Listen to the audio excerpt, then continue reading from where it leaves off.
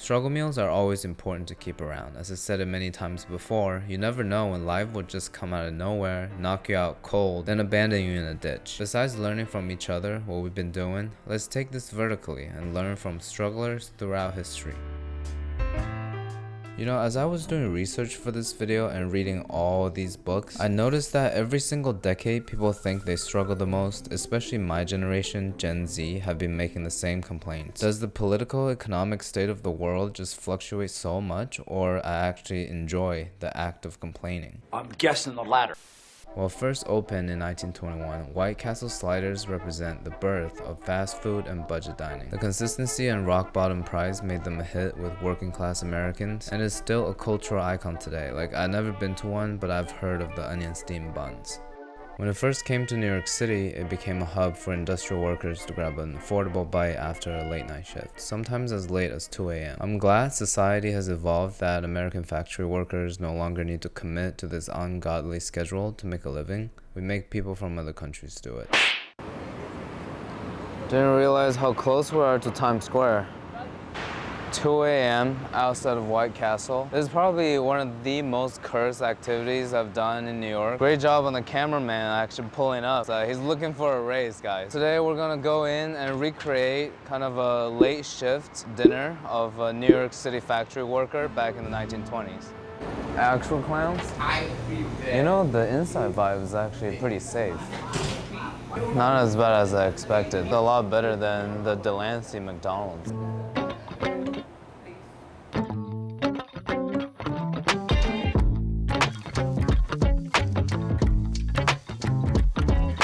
I want to order the chicken ring.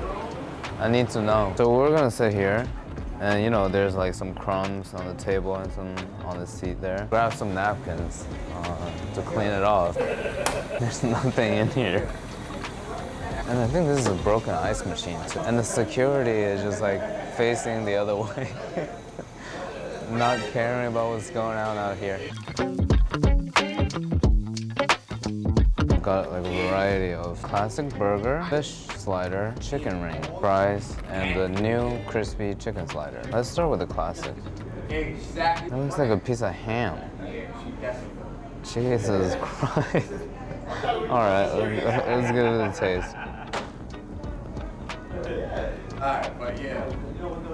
It tastes like when you're little and you have no food at home, so you just heat up a piece of ham and put it in the middle of a Hawaii roll. Still give it a 5 out of 10. Somehow, these fries are like fresh out of the fryer, but still taste bad. No, get out, they hungry. No, they don't have that, they broke. Okay. Get the hell out. Yeah, it's like official fish, White Castle. Yo, this is actually so good. It's like perfectly seasoned, like really crispy and stuff. Interesting. All right, definitely Tyson. The one I'm most curious about, the chicken ring breast, I think. It doesn't taste like a chicken tender. It definitely doesn't taste like chicken. In between fish paste and jello, but honestly, it's not bad. The food is concerning, the vibe is scary. I say this is like a must-go location in New York to get the full city Manhattan experience.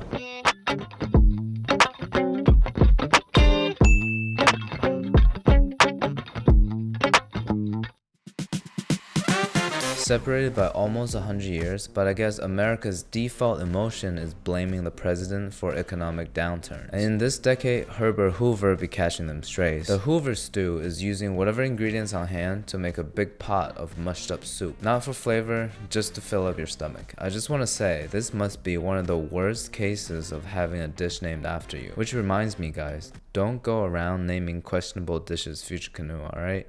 I don't really want to see it. I'm scared. Let me tell you something. Let me tell you something. All right. Let me tell you something. Let me tell you something. This is not garlic, by the way. This is actual garlic that I blended up myself. 1 can of diced tomato, 1 can of corn, the bean water. This looks so American. The recipe stressed that we need to use leftover meat. I have some boiled chicken breast. Gang's house. Last step is sprinkle herbs on top. Stew only requires 1 topping, which is Parmesan. You eat this with your family and blame the president for everything else. Give it a taste and rate 1 through 10. It's not disgusting at all. Something about it just feels like my mom cooked it. I'll just give you guys some context. My mom is such a terrible cook. That's why like I wanted to learn how to cook to survive. I like canned goods, dumping them all together with pasta and some cheese. Not the worst thing you could be eating during a depression, I guess.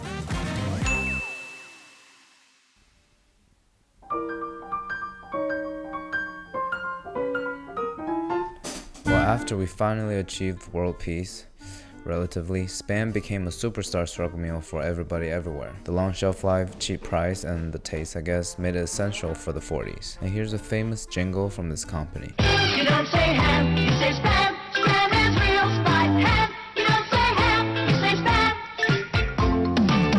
You don't say ham, you say spam.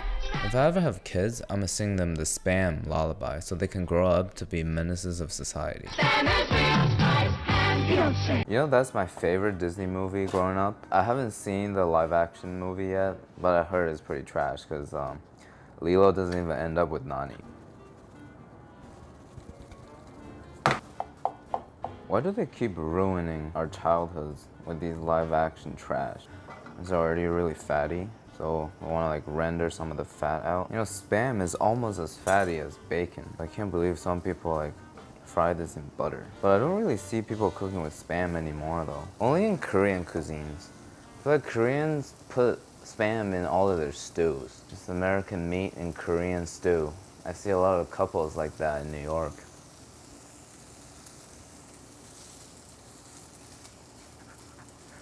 Like the cameraman. Oh shit. 5-second rule. And you see how much fat it rendered out? Push towards the center. But also scrambling them. The residual heat's gonna finish the scrambling process. Oh no, here. Get back here. This one's more than 5 seconds.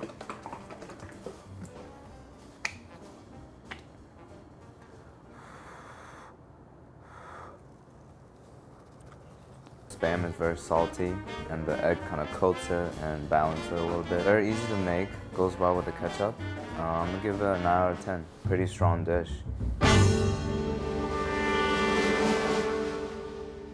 Now, the 1950s could be described as the golden age of all-American casserole, and tuna casserole reigned supreme. They call it a true dump and bake dinner. According to my months of research, it became hugely popular in the 50s because, quote, busy post-war moms prized easy, filling dishes made from convenient packaged foods, end quote. Which is a nice way of saying that American moms are lazy. I feel like I haven't seen egg noodles since 9th grade. This is like a classic, a mom who's bad at cooking, go-to noodle. Also, why would you name a pasta after like an ethnic group? Pennsylvania Dutch. It's like naming a noodle Chinese. Actually, yeah, some are named like that. With the egg noodles, after we boil them, we have to chill it with some ice. In the same pot. Half an onion. Making a lot of smoked celery. Some salt in it to help break it down. Okay, 5 to 7 minutes should be good, because we're baking it anyways. Grab a really big bowl, get our aromatics in. Canned tuna, of course. I showed you guys this before. I eat canned tuna and cucumber salad every day. 37 grams of protein, 170 calories. Sounds like a good deal, you know. Condensed mushroom soup. I feel like every casserole dish we've made on this channel have the mushroom soup as an ingredient. It's the secret to the casserole flavor. There's a lot of MSG in mushrooms. 1 cup of cheddar cheese, 1/3 cup of milk, tablespoon of parsley. What's that gonna do? Oh yeah, the frozen peas. What's a casserole without frozen peas, you know? So 2/3 of a cup. Kind of smells like a tuna pot pie. I guess they all take from the same philosophy. Like a bunch of stuff with peas, nice and thick. It's actually starting to smell good. Oh, this is a whole piece of tuna I didn't cut up. Cornflakes and cheddar. Get a crispy exterior. We'll put this in a 425. Oh man. What can you do, you know? I was wondering why the mixture seems a little singular. Mix it up real quick. That is thick, yo. Do a little more milk. Now this is looking like my daily dinner. Okay, one more time. Cornflakes right on top. This time we definitely got everything. 425 for 18 minutes. Pretty crispy on top. I'll let it cool a little bit before cutting into it.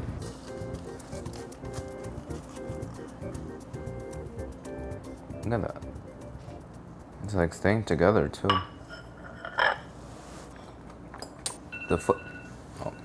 The flavors are really good. I can barely taste the tuna, which is good. I think that mushroom soup took over the profile. It's just the top is not as crispy as I had hoped. I think because we used cornflake, if we used panko instead, it would be a much better dish. But I'll still give it a 9.1. Like, this is something I consider eating every day. They called it the world's first spoonable spaghetti. The futuristic design made it an icon of 60s pop food culture. What I learned from Spaghettio is that if you want to get rich, you gotta sell chemicals to kids. What do kids say when they're hungry at noon? Uh-oh, Spaghettios. What do kids say when they pick up a spoon? Uh-oh, Spaghettios. What do the kids say when they have Spaghettio for 5th time this week? Oh, mom and dad, get your shit together. They're having steak at Tammy's house. Technically, once we heat this up, it's ready, but I want to dress it up a little bit to make it like a Spaghettio alla vodka. Penne alla vodka was invented in the 60s, so a true 60s experience. So satisfying. Garlic. Gotta go in with the Belvedere. Alright, let me turn off the flame a little bit so I don't burn my eyebrows. Don't want to set the smoke alarm up again. Well, the alcohol is really hitting my face. Spaghettio. Well, it's definitely stuck. Spaghettio is originally designed to appeal to kids. It's sort of like a futuristic shape. The only thing futuristic about Spaghettio is that it kind of looks like the aftermath of eating too much spaghetti. We'll add some heavy cream. When the simmer reaches the center, we'll turn off the heat and grating a lot of Parmigiano Reggiano. Just mix that in. We can officially charge this for 34 bucks at Carbone. So liquidy. To make it even more gourmet, let's rip some basil on top. Okay, a little more cheese. Oh, there's a lot of care into Spaghettio. Making sure we get some of that herb. It's kind of hard to grab. I think we need to whip out. I lick my spoon. Yeah, that's right. The Spaghettios kind of taste like jello. It kind of just melts in your mouth. It's such a strange mouthfeel. We've made the Spaghettio jello before, and it surprisingly fits. But this is my first time having Spaghettio warm. I honestly have to say, it kind of tastes good. Like if I were a kid, this would be a very comforting lunch. Yeah, I'll give this a 8.7. Much higher than I expected. You know what it tastes like? It kind of tastes like a warm hug from my dad. I mean, obviously I don't know what that's like.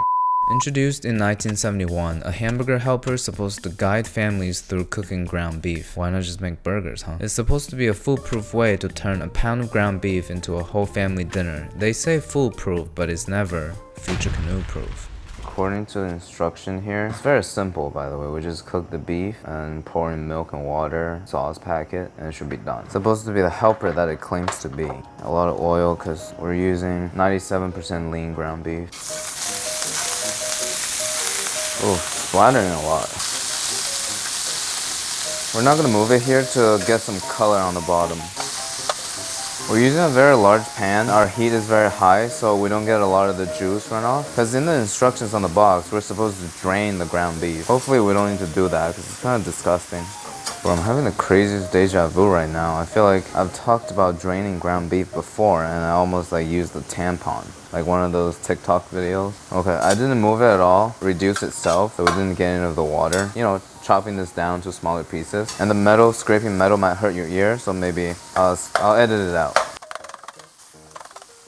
Scraping beef with a fish spatula.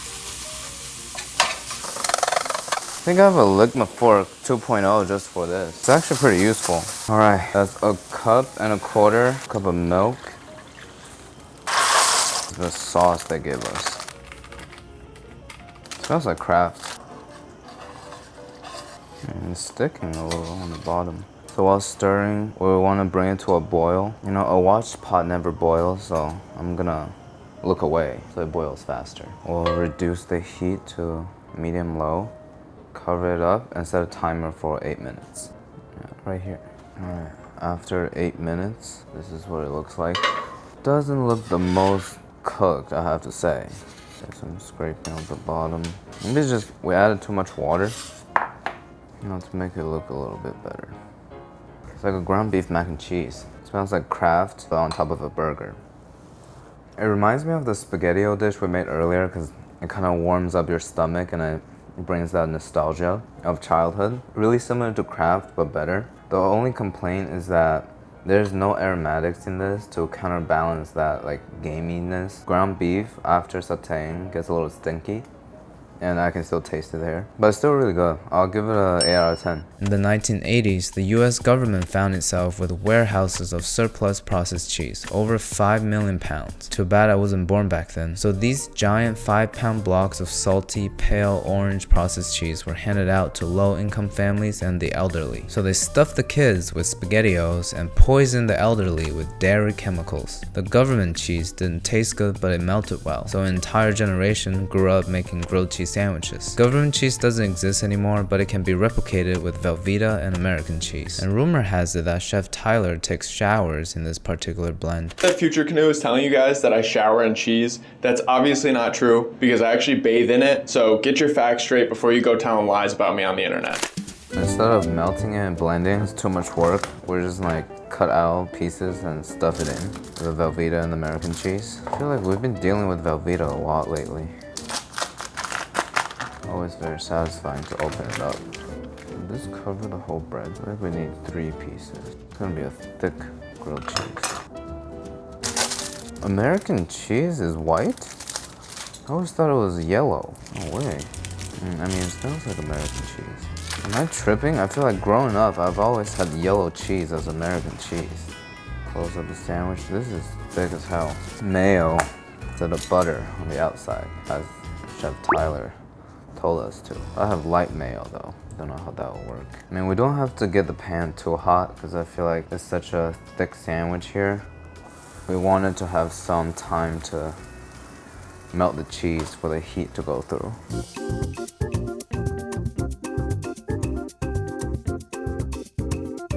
Time to check on the side. I have a bad feeling about this. Oh man. Ooh. Great. The cheese is very nicely melted though. Well, I mean, it's not that bad, you know? I'm very familiar with the degree to which food burns. When it's just a slightly burnt and like you can see the brown bits on the side, it's still edible. Trust. I feel like it's sticking a lot because we use light mayo and there's like very little fat in it. Yeah, that's not too bad. Almost feel like this side is, you know what? This side is not better. See if we can get a cheese pull. Nice. A little bit. Okay, when there's no tomato soup, well, there's a spaghetti. Oh, let's move that aside. Some ketchup. It's very cheesy. That cheese is really hot. It melts so well. I have to say, officially I've decided, this is my favorite cheese blend for grilled cheese. This is like how a grilled cheese is supposed to be like. Such classic flavors. I'm gonna have to give this a 9.5. Like one of the best grilled cheeses we've had on the channel. By the 1990s, instant ramen had ascended as the unofficial food of broke college students everywhere. Cheap brick ramen could be found for as little as 10 cents back in the day. Now it's almost $1. What makes instant ramen great is its versatility. A canvas with an invitation to creative toppings is like a beautiful piece of art for environmentalists to pour soup upon. Today we're here at a Japanese market, Sunrise Mart. We're gonna grab a cup of noodle, jazz it up, and recreate a workday lunch break. Last time I was walking in, right when I was about to open the door, Casey and I just like jumped out. It's kind of a jump scare. See how these like really beautiful townhouses? I wonder what kind of people live in those buildings. Must be an artist studio or something. Or just rich people's downtown house for their lovers' affairs. I didn't expect there's so many types to select from. I think we're gonna go with the stupidest or the most basic looking one. So not this one. These are like the fancy ones. It's not even ramen, that's like straight up yakisoba. What is this? Strawberry. Okay, we'll have to try this one. And then for our main one, let's go with the Hello Kitty spicy noodle soup. I think a plate of meat and some type of vegetables would be good. Since we're microwaving, Probably want to go with something thinly sliced like that. I like the shabu shabu slices. Or obviously we gotta have an egg. Let's go with the smallest egg they have available. This is probably cooked the fastest. They actually sell already prepared lunch combos to grab and go. And there's some fried chicken over there. We'll have to pay for thermodynamics, 99 cents for hot water to cook it. These are like the thickest pokey sticks I've ever seen. I mean, not too big for my mouth, but we'll drop in seasoning packet. How do you open this? To avoid the 99 cents water, we're having some fancy dinner with Fiji water.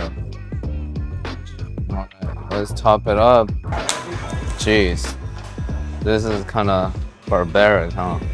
Let's go. Microwave meat. We're not even boiling meat, we're microwaving meat. This Hello Kitty is getting stuffed with my meat. Let's do 2 quail eggs. Quail eggs are so hard to crack, yo. Drop this in there. 2.5 minutes. I feel like that would be good. This is like a really nice microwave. Let's check on the doneness. Oh wow, it's actually like fully cooked. Look at this yolk. Final topping, chili oil on top. Oh, convenience store quail egg beef ramen. Feel the taste.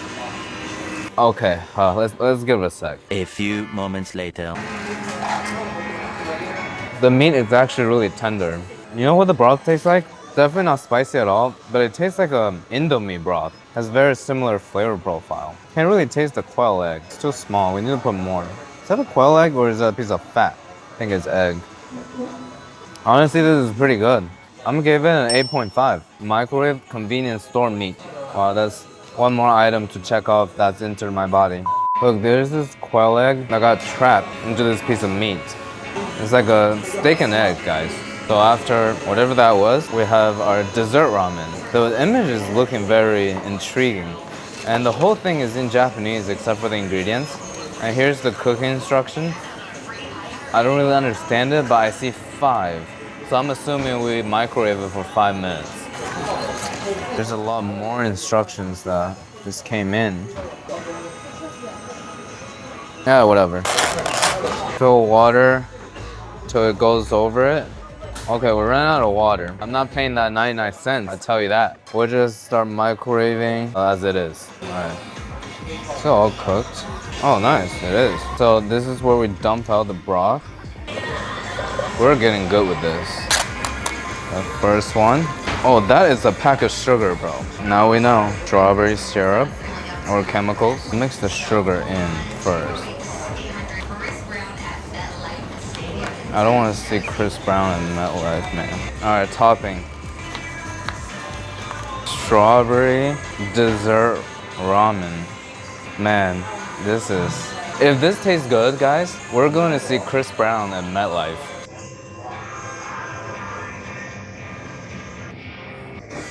The most famous fast food menu has to be the McDonald's dollar menu. During the early 2000s recession and the 2008 financial crisis, Americans could count on the golden arches for a $1 double cheeseburger, fries, and McChicken. Now, with inflation punching us in the face as usual, McDonald's changed it to a McValue, which serves you smaller portions for 5 times the price. The only purpose now is being the prop of Warren Buffett and Bill Gates' publicity stunts. Off Delancey Street, I was just told this is called the crackhead McDonald's. What am I, who logs into a McDonald's, bro? I actually love these self-ordering screens because like I don't feel like talking to people at all in any McDonald's. But we're looking for the McValue. Let's do a classic double cheeseburger. $3.99.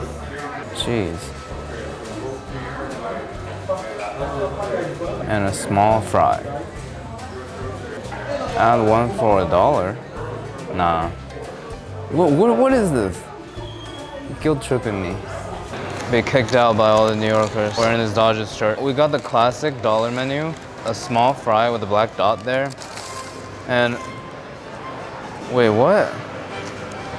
Where's the double cheese? I got a double cheeseburger, a McChicken, and a small fry. Come on, man. But anyways, the McValue is that if you get one of the McValue menu is $3.99, but you get another one of the menu for $1. But I mean, I paid for 3. Should have gotten 4, but we ended up with 2. So I overpaid. Total amount is $9. I paid $9 for this, guys. It's supposed to be a McValue dollar menu. This just teaches us that money doesn't buy happiness, but money buys calories. The McValue menu keeps getting more expensive, but the portion size keeps getting smaller. Chase it down with some fries. Very soggy. The actual dollar menu ended back in 2013. Since then, they rolled out $2 menu, $3 menu, and eventually the McValue. So gotta love the ambiguity with words when it comes to pricing. Honestly, I don't think the portion size of the McChicken got any smaller. It's the same as before. I actually do remember a time after middle school, I'll go to McDonald's and get one of these for $1.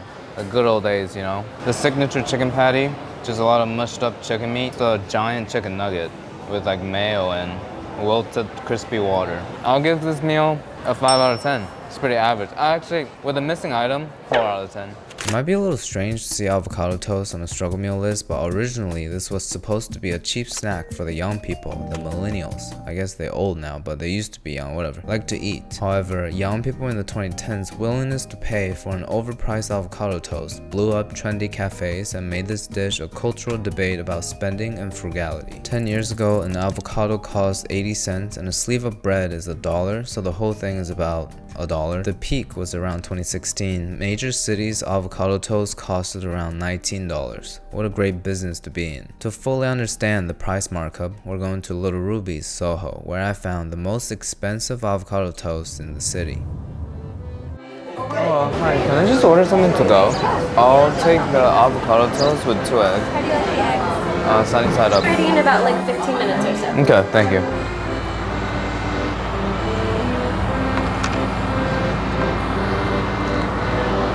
Once again, cameraman and I are out here filming on the hottest days of New York, 95 degrees. At least we got these flowers though. I feel like the bee's gonna attack us a little later.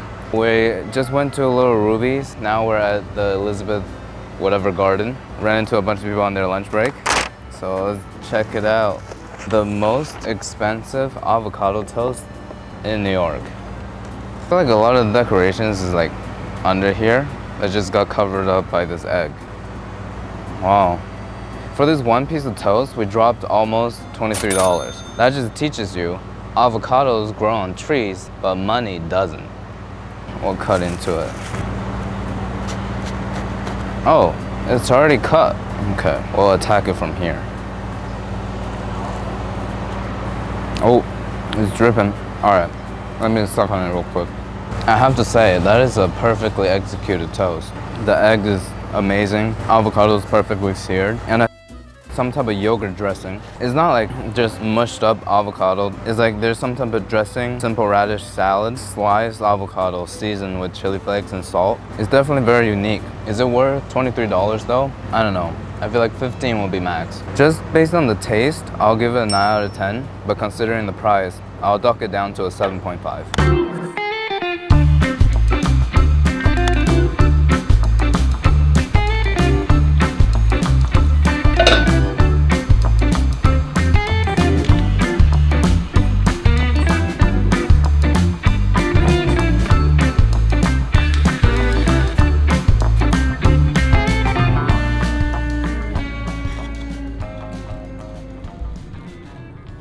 Bad toast, huh?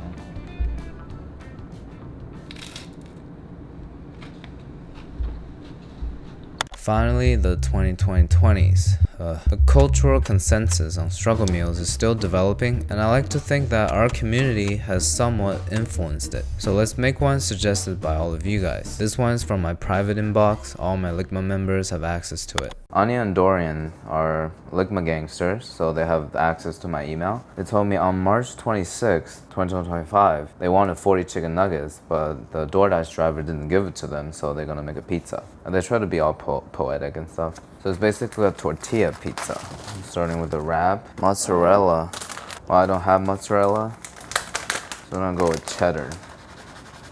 There's some internal fighting going on with Anya and Dorian. Because Dorian wants me to put the sauce down first, but Anya is saying cheese should be first. Well, I mean, Dorian's right. They use zesty barbecue sauce. I only have normal barbecue sauce, but I can make it zesty right now. Okay, that's pretty zesty. Spread the sauce. You see, this is why you want the cheese on top, because the sauce is gonna like make everything wet. Okay, that's a lot of sauce. Pepperoni or some type of meat. Well, I don't have that either, but we have the Hamburger Helper stuff from earlier. So I'll pick out the ground beef and just sprinkle it on top. It's about creativity, guys. We're combining historical times. And then we'll put it into the microwave for 30 seconds. And another 30 seconds. So a minute. All right, why didn't you say that earlier? This is it. Dorian and Anya. Let me give you a piece of life advice. You guys should smoke less weed. So we're supposed to cut it in half. We'll cut a slice. Should have done it in an air fryer, I feel like. All right, let's give it a try.